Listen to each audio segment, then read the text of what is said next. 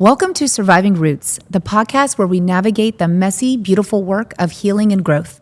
I'm your host, Cari, and this is your space to breathe, reflect, and find strength. Whether you're breaking free from old patterns, healing from loss, or rebuilding your story one small step at a time, you're in the right place. So take a deep breath, give yourself this time, and let's uncover the tools to move forward with courage. This podcast is for you. Writer, mother, and reluctant socialite Asha Elias lives with her family in Miami Beach. She graduated from the University of Miami with a degree in print journalism and worked at Ocean Drive magazine. She has contributed to Cosmopolitan magazine and is a regular columnist for the Miami New Times. She is the author of Pink Glass Houses and the Namaste Club. Welcome, Asha. Thank you, Cari. Thank you so much for having me. I'm super excited. It feels a bit crazy not to be sitting with you in person, considering we are like neighbors and I could throw a rock at your house right now. But rain checks and rescheduling that comes with summer mom mode, I just didn't want to risk not speaking with you today. And you're fabulous. Absolutely. This totally works. First, I just want to say congratulations on the release of your second novel, The Namaste Club, that just came out on July 1st. How are you feeling? So relieved, honestly, Cari. I mean, you know how this feels. I think like the anticipation to a book launch is stressful. And once it's out, it's kind of like, okay, like it's out of my hands. There's nothing more I can do. Like my stamp is on it. It'll be what it'll be, but it's out in the world and it's not mine anymore. And there's kind of a freedom in that. So yeah, it feels great. I like how you say that. You know, I was lucky enough to attend your book event on the 1st at Books and Books in Coral Gables, and it was a packed house. I mean, you have to know this, that people have to truly adore you, knowing that I saw so many Miami Beach people that would, on a weekday with this traffic, make it to the Gables for a 7 p.m. event. I was like, wow, she's, you're beyond the pages in a book. People really adore you. That's very sweet of you to say. I was very touched. And I think that's another reason it feels so good having the book come out, because the book launch, and I realized this the first time around, is really like a celebration. It's like the best birthday party ever. It's like your loved ones, your friends, your community coming out to support you in this project, whereas other events are not necessarily people you know. And that's also great. And it's wonderful to reach a new audience. But there is something about like sharing that moment with people who matter to you it's really, really special. Yeah, it was great. And your kids were there, which was like so sweet. Like so sweet. Well, I just want to jump in because I will say you had Pink Glass Houses and the Namaste Club come out within 1 year. Yes. We're literally publishing books faster than have babies. And I just want to start off with, and I think everyone listening, because so many of us say, we don't have time to do this, we don't have time to do that. You'll hear like aspiring writers say, I don't have time to write. What does your writing schedule look like? Are you up when the moon is out? Is it 5 a.m.? Are you, sprinting midday to your computer? Are you writing at every stoplight while you're driving? Just tell us your secret.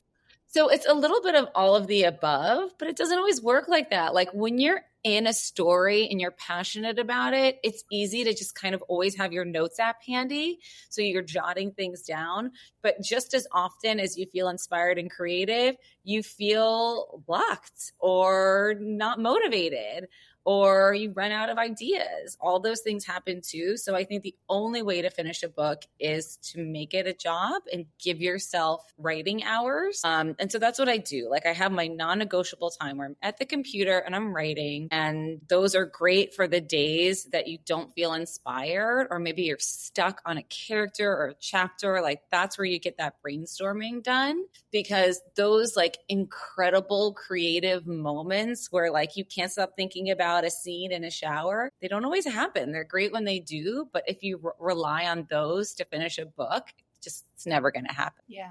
I love that you say like you have time that's your non-negotiable, because I mean, when I hear those words, I think like whether it's like you're passionate about something or you have dreams, or if it's just like basic self-care, especially you're a mom of 2. And I think so many mothers could relate to this. What does that mean for you, non-negotiable? Does that mean like no matter what, you didn't get your workout in, or your kids didn't go to camp, or like, what does it mean non-negotiable? Like, no matter what, like, can you define that for everyone listening, especially mothers? So I could probably have better boundaries about it because I've gotten a little more negotiable these days. By non-negotiable, I mean, I will not schedule a coffee meeting, a lunch, or anything personal during those hours. My life has changed a lot in the last year. Like my professional life has changed. So I'm freelancing, so I have to interview people. And if I have to interview someone in that window where I want to be working on a novel, sometimes I have to negotiate my time and say, okay, if there's something important with my kids, if they need me, of course, that'll always be more important. But other than that, like if I can help it, like no social time, no even self-care time, which is something I do value and I do schedule. But my writing time, I do try to keep it sacred. I love that. It's a priority. As it should be, because the books themselves are, I don't know which one's going to be my favorite. I'm almost done with the Namaste Club. I loved Pink Glass. My husband was shocked because last summer we did a staycation. He's like, I can't believe you're bringing a book and you actually think you're going to read it with our 2 kids at this hotel. And I finished that baby. Well, I'm honored. It was so amazing. Your books are hilarious. They're biting and they're somehow still deeply emotional.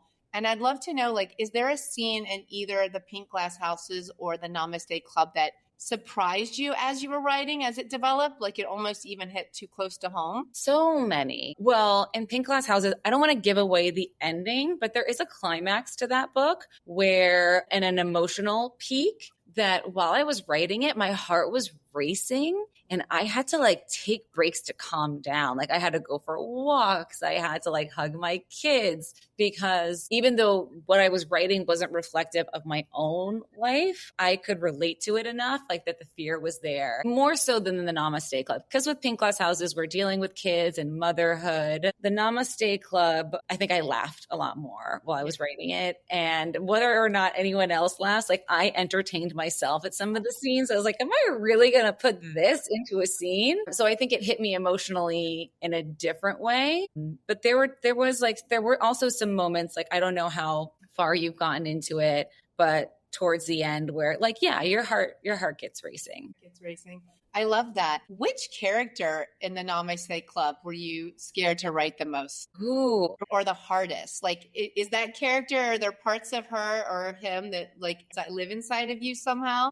Mm-hmm. I think Jessica and Indira are our 2 best friends on the retreat who love each other like sisters and fight like sisters. And I think I related to each of them in different ways. And so, I wrote a lot of my vulnerabilities through those characters. And that's always kind of hard because you have to be honest with your insecurities, your faults. And I think that I really put like a lot of that into each of those characters. Yeah, I think you did such a beautiful job doing that. I always like to say there's so much power to the pen. And I just want to talk about revenge a little bit. And I've been dying to ask you this question, but I didn't want to ask it at a book event for people to be like, God, what a bitch. But no. Has anything ever happened in real life where you absolutely had to write it into a character or a storyline just to get it out of your system because you didn't in real life? I love that you asked me that. And no one's ever asked me that before, but such a great question. And yes, I definitely have. In Pink Glass Houses, for sure. I wrote a lot about like some of my failures on the PTA, some of my failures in organizing activities for the kids. I wrote my frustrations with how I might have had unpleasant interactions with other moms. And yeah, like exactly like you said, like maybe I never said anything or did anything in that moment, but like the writing of Pink Glass Houses was very cathartic for me. Yeah. Because of that. Yeah.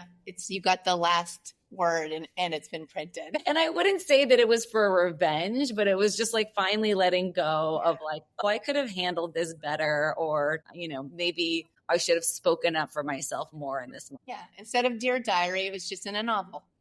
Exactly. I love that. How would you say your voice has evolved from writing Pink Glass Houses to the Namaste Club? Or has it? Because I mean, they're 2 novels in 1 year. Have you had time? Has your voice changed? Because I know there's more in the lineup, but would you say that your voice has changed in the process? I think that my voice is similar and that there, it leans a little bit into sarcasm and a little bit into satire. But with the Namaste Club, I tried to be a little less writing in caricature and a little more nuanced. Because I think with Pink Glass Houses, I went really deep into caricature and then I found more dimension along the way. And I tried to start off a little bit more.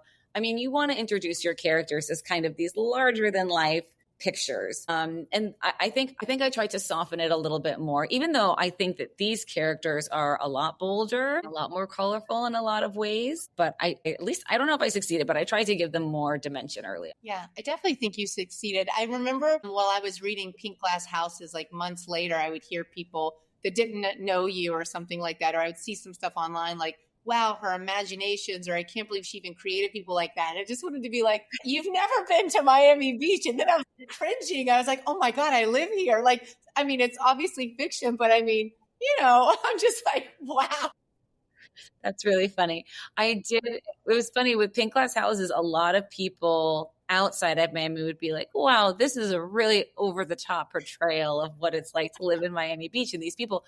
And a lot of people in Miami was like, oh, you could have gone way harder on some of these characters. I was reading so fast. I was like, where will she stop? How hard will she? Well, one thing I just really admire about you, and I think is so inspiring besides the books that you are writing, is that you really reinvented yourself. I mean, during the pandemic, sometimes people are like, oh, I'm going to have this job. I'm going to do this. I'm going to get married one day. I'm going to have kids. And you find yourself in your mid 30s or even 40s. And you're really a beautiful example of you can reinvent yourself in your life any moment. I say that a lot, even just with the healing journey, that we always have a choice, to create the life that we've always dreamed of or, pivot. I find that so inspiring about you. And you do it with such grace and grit. Can you tell us about that?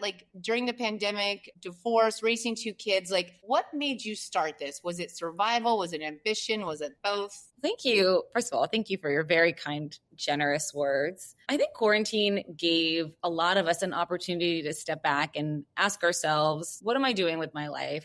Am I living up to my purpose? Am I pursuing my passions? Because I think it was a great reset where we've kind of all been going through the motions of adulthood and without really reflecting on, where we were in life and whether that's where we want it to be. And all of a sudden, when everything is taken from you, you do kind of reflect and self-analyze. So that was happening. I knew for a while that I had wanted to start writing again. And I do also think, quarantine aside, there's something that happens to us as mothers when our children become a little more independent, especially those of us who have taken time away from careers, where we say, okay, I'm ready to be something else again. I'm ready to be more than just their mom, which, you don't need to be. I have all the respect for stay-at-home mothers, but I felt like both things were happening at the same time. I was taking stock of where I was in life, and my kids were old enough that they didn't need me 24/7, so I could pursue a passion. There was opportunity there. And I think the third thing that was really important is that at a certain age, you just stop giving a fuck.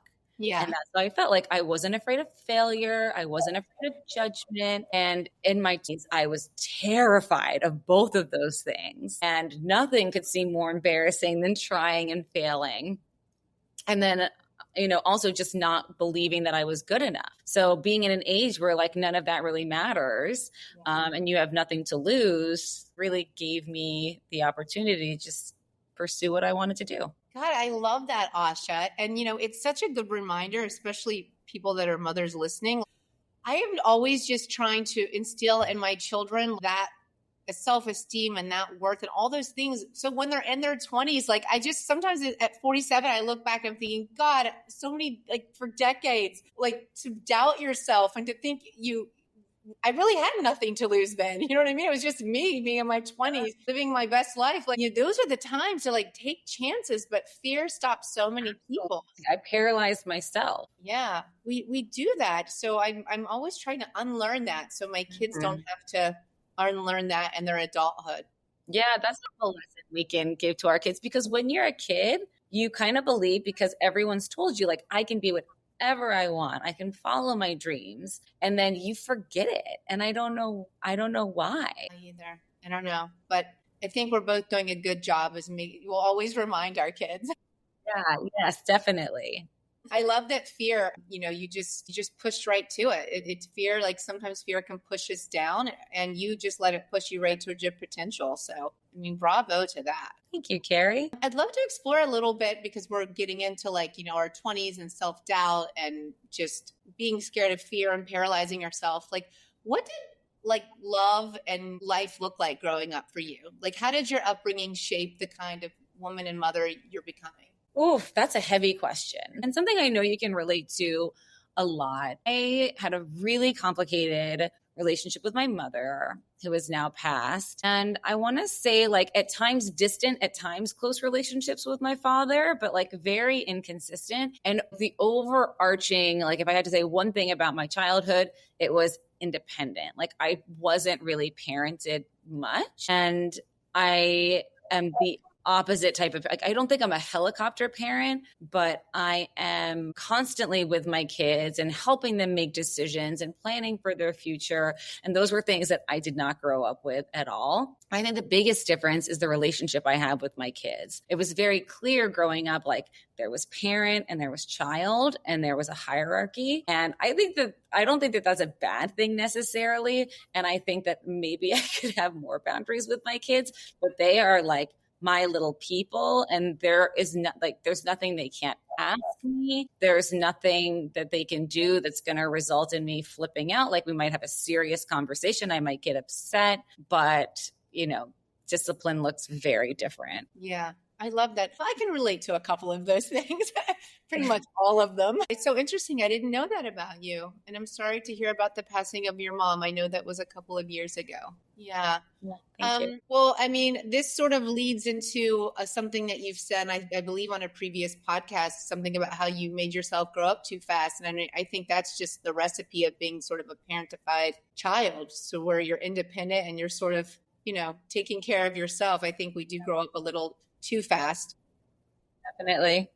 It does cost us a lot. How would you say you're sort of reclaiming that now, if you are? These are such great questions, Cari, and ones I've never been asked. But I think about that a lot, actually, about how also around the same time that I started writing again, that I was divorcing, like there were so many new changes. But I think that I really came more in tune with who I always was and who I always wanted to be. I think that like once I graduated high school and I was off in college, I tried really hard to be someone I wasn't because I was afraid of my true nature. I was afraid of what that would look like because I had such an unstable upbringing. So I thought stability was the most important thing, and I must not be a stable person because I've never had that before. So I would have to like really change who I was at a cellular level if I was going to find peace and if I was going to have like a productive adult life. And I think I finally let go of that about 5-6 years ago and embraced like that I'm a creative person and that I am a little bit of a free spirit. And those are things that make up who I am. And they're not, what's the word I'm looking for? They're not a flaw or a fault. Yeah. Not at all. I love that you say that. Thanks for being so honest. I mean, honestly, it's almost like, you sort of dissolved and like removed all the labels from your upbringing and just realized like you're worth the life that you dream of and who you truly are. And you just sort of taking off those labels. And now look at you. I think so many of us, we just sort of become the labels that are put on us or what we label ourselves because of the things that we put in our head, whether we think we're not, worth the most beautiful, healthy family growing up or worth a parent's attention or a parent's guidance or love, or, people who lack the parenting to where I make sure like with my kids, that I want to activate all those inner tools so that their worth just lights up. Like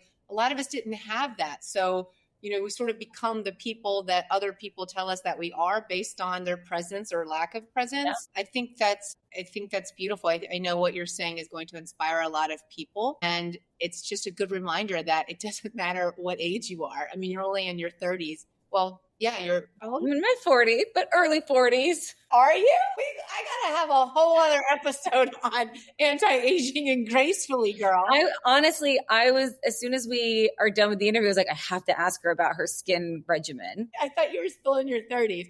Well, even in reinventing yourself, people that are listening in your 40s, I mean, this is just amazing. And, I think you're having some fun too, because I do want to talk about, and it's not going to be a huge portion of this episode. You're dating a younger guy, and we all want to know. He's in his 30s. Relationship taught you about power and, possibly like your softness and just like letting yourself be loved in the way you want to be loved. Mm-hmm. That's really beautiful. Inquiring minds want to know. Well, so I was never attracted to younger men. I never saw myself dating younger men. And even as I was getting divorced and I had other friends going through the same thing, they were all having flings with these young guys. And I was like, you guys are crazy. Like, that sounds fun, but what do you talk about? It was never on my bucket list. And I met someone that I was so attracted to. And I was like, great, this is going to be my young guy fling. And we just had such a great connection and had such a great time that it developed into something deeper. And now, almost 2 years later, is a serious relationship. And I'm so happy. And I do feel like I'm being loved in a way that I've always wanted to be and seen in a way I've always wanted to be. And also, I'm loving in a way that I never have before. So the relationship is teaching me a lot about allowing myself to love and be loved, but also I'm pushing back against fear, because I think that I always searched for stability in relationships as well, which is one reason I was always attracted to older men. And with a younger man, there's all the question marks of a younger man be attracted to an older woman. What does he want? All of these kind of feelings of self-doubt that I hadn't had in other relationships. But it was something that I wanted so badly because of how the relationship made me feel, that even though my mind was like, this is scary, this isn't a sure thing, my heart said, but why not just see what happens, because it's making you happy. Yeah. It's amazing. Do you ever see yourself getting married again someday, or is motherhood and creative freedom like your forever vibe? No, I don't think it's important either way. I think that I can have a life partner without the label. I think that there's something beautiful in being married, though. But the fact that, there is something to be said for having checked those boxes. Like, I've been married.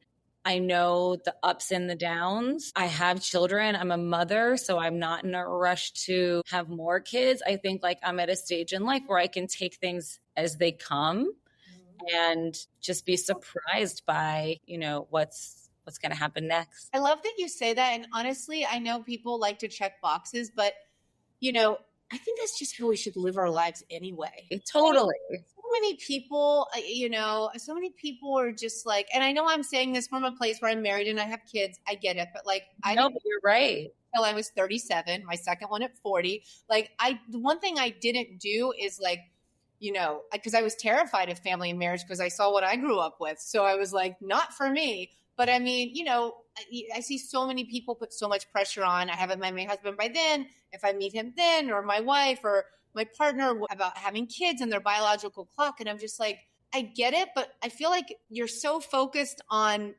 Z that you're missing all the other moments in your life. And that it's supposed to be like a beautiful journey and it's supposed to be fun. Yeah. And that those things are supposed to come after. Yeah. Yeah.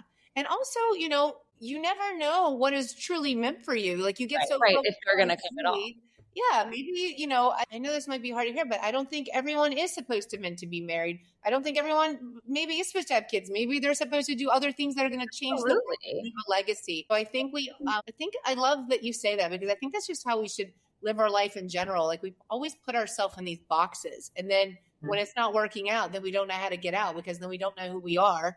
Yeah. It's too scary to step outside the box. Imagine, what do you hope your kids are learning from watching you rewrite your story in real time? Gosh, I've never actually really thought about that, but I do hope that they, like we were saying before, I hope that they are less afraid of pursuing things that they care about, because they really have been able to watch from the first day I was like, I want to write a book, until where I am now with with 2 books out, and they know how hard I worked. They know I started in my late 30s. And so if anything, I hope that they think like, my son is a musician, a 9-year-old musician and a performer, and he loves anything creative. And I do think that he would be more likely to pursue something like that. And I hope he does. Yeah.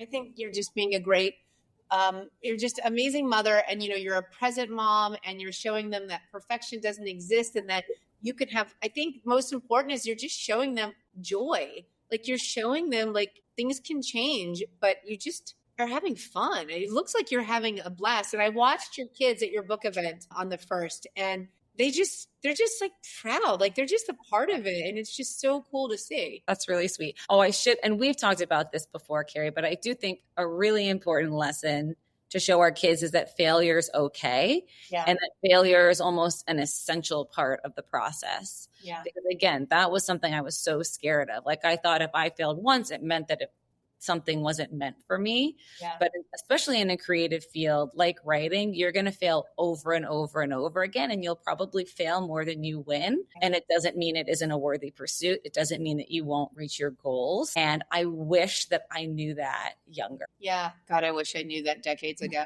But you know what? It's so true. I was just telling my kids, and I know this is so overused sometimes, but I was just talking to my daughter about something with tennis, and I was saying, Asha, like rejection is just redirection. And also I always see rejection as like a test, because the people that quit and sit with the rejection and don't keep going is just making room for everyone else that's just going to push through it. And they're going to get there. Like, sports are great for that, because sports really do teach you that, because even the best athletes lose. Yeah. And so they, I think, have like a better tolerance for it. I was not an athlete growing up, and I didn't play sports, but I love that you brought that up, because I think that tennis is a great way to instill that. Yeah. Well, it's a good reminder for myself too, as I'm going through like different processes, but yeah, you just have to keep going, and you just find the right path that's meant for you, and you just never know what will come of it. And I think it's a scary journey, but I mean, that's the journey. I mean, that's part of it. You can't go from A to Z. You got to enjoy all the stuff in between. I do want to be real about something, because I think anyone and everyone experiences imposter syndrome as much as people don't like that. Do you experience it? And when you do, what do you lean on to just tell that little voice to go fuck itself? What do you do?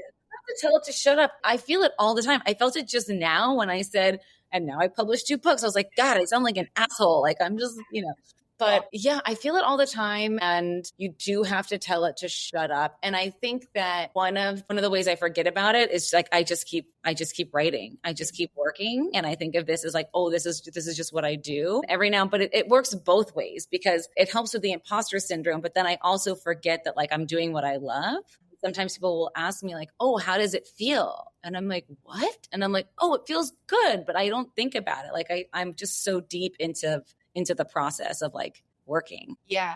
Well, I mean, I think it's amazing and impressive, but I think the fact that you are just going, you don't have time to like absorb in like negative reviews, or you don't let the imposter syndrome even, I can't imagine, sit with you that long, because you're on to the next project. Yeah, a little bit is true. And I don't want to act like those things don't affect me. Like, of course, like I'm human, and I spend too much time like trying to find everything like people have said about the book. And sometimes when they're negative, like, of course, like I feel those things, but then like you said, the best way to move forward is just to keep yourself busy. Yeah. You just keep moving forward. What keeps you up at night? I mean, you have so much going on besides like probably going out at 3 a.m. because you have like, what keeps Asha up at night?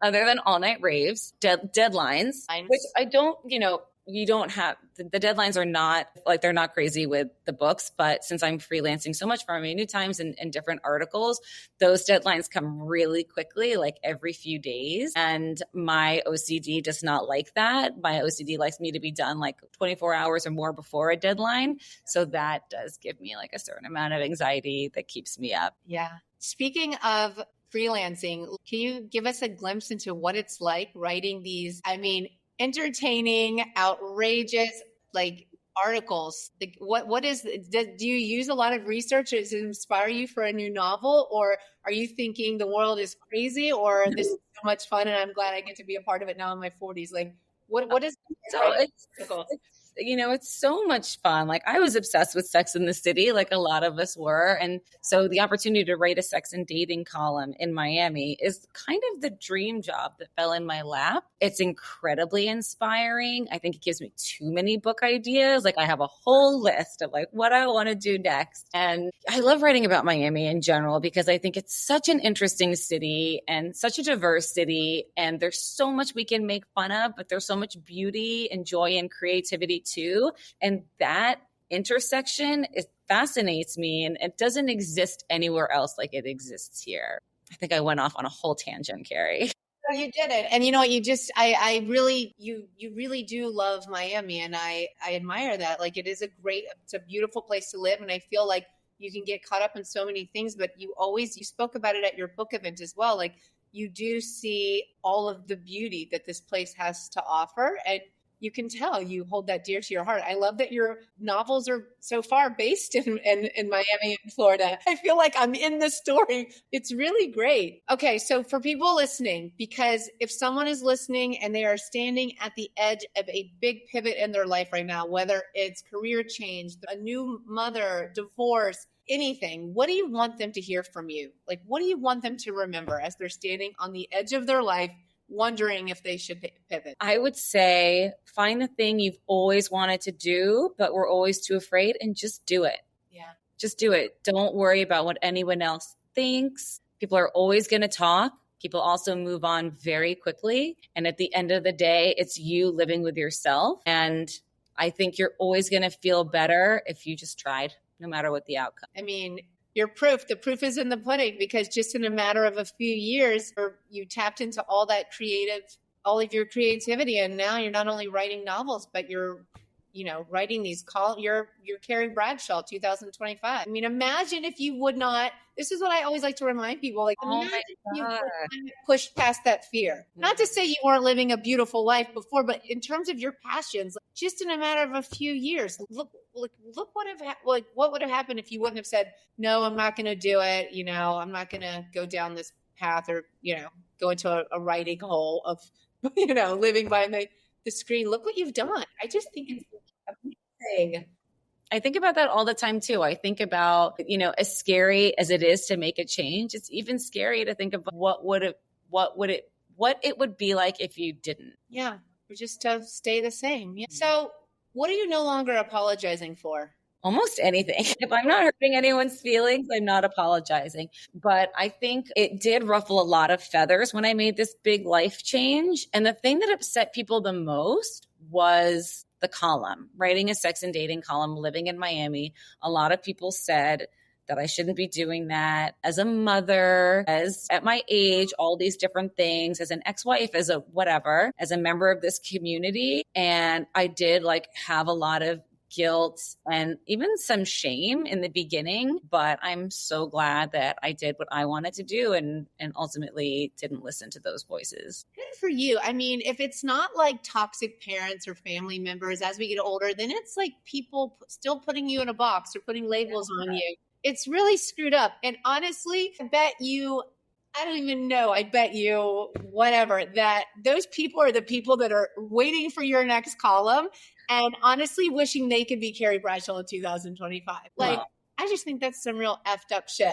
It is. Sorry, it's my podcast. I can curse. That's really fucked up. It's fucked up. But I think, people really leaned on what would your kids say about what you're writing? And I do. Every time I write something that's going to be public, I think about if there's a way that it will potentially harm my kids, which is why I don't really write about my kids. Yeah. And if I write about anything personal, I make sure that it's not about their father, who I adore. I don't have anything bad to say about him anyway, but I never would. Or anything like graphic about my life that, someone could see and, show them. Yeah. So I do think about what they're going to see and how it would affect them. But after a couple people bringing that to my attention, yeah, I kind of sat them both down and in an age appropriate way said, listen, my columns sometimes talks about these issues. And they were like, God, they just kind of like rolled their eyes and laughed. Yeah. But didn't really care. Yeah.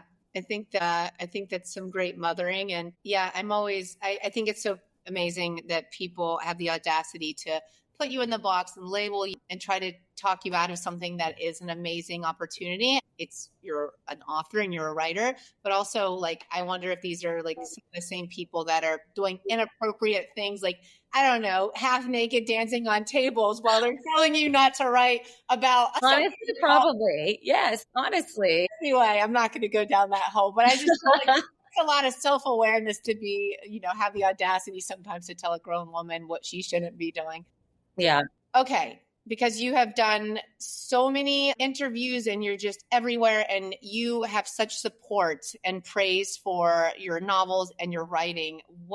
Is there like a question that no one's ever asked you before that you wish that they would? Honestly, Cari, most of these questions nobody has ever asked me. This has been such a thoughtful interview, and I appreciate, like, I saw a little preview of the questions. I don't know if you want to edit that out or not, but I was like, wow, these are so, usually if people send me questions before, I actually glance and don't think about them because I don't want to have answers ready. I want to like have a conversation and see how they come out. But I was so excited to talk to you because I was like, this is going to be such a great conversation. In other words, no notes, Cari. Thank you, Asha.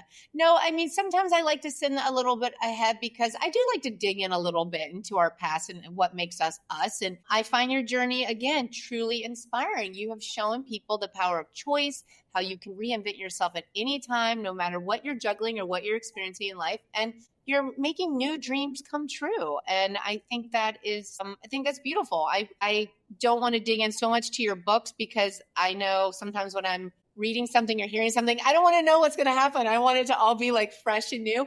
But I think there's so much to say about you as an author and you as a mother and a person. I think that's why your books are just so great because it's because of the person that you are.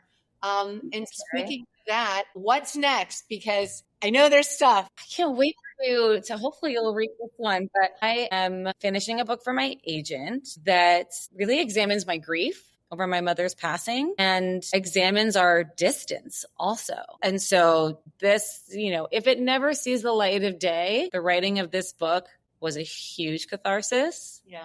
But either way, I would love for you to see it at some point. So that's the book that I'm working on. It's a novel. It's a novel. It's a novel. Yeah. It will see the light of day. And this is one I can't wait to read. And you know what? I think you just brought up a really good point that no matter what happens, the healing that happens in between all of those words, I feel like this is going to be a huge shift for your fourth and fifth book because you're going to be a different person, especially after this third book. Yeah. Yeah. Asha, thank you so much for your time today and for being here. Thank you for having me. Thank you for these questions. Thank you. There's so much that makes you you, and I just wanted to dive in a little bit. It's great knowing you and watching your journey, and I'm just so proud of you. Thank you. I feel the same about you, Cari. Oh, thank you. Because you've done all the things that you said to me, you've done as well. I'm just not interviewing you. Well, we're getting there. I mean, I will give a shout out to Jennifer Close that you recommended. Oh, she's the best. Lovely. And one thing it's taught me is that's always been really hard for me since I grew up and not was never able to depend on people is this past couple of years. It's good to ask for help and it's okay. And it doesn't mean failure. And when you can find people that you can lean on, it brings joy to the scariest things, it really does. I'm leaning into people and asking for help. Yeah. Support is everything. And Jennifer Close is an incredible support for any writer. Yeah.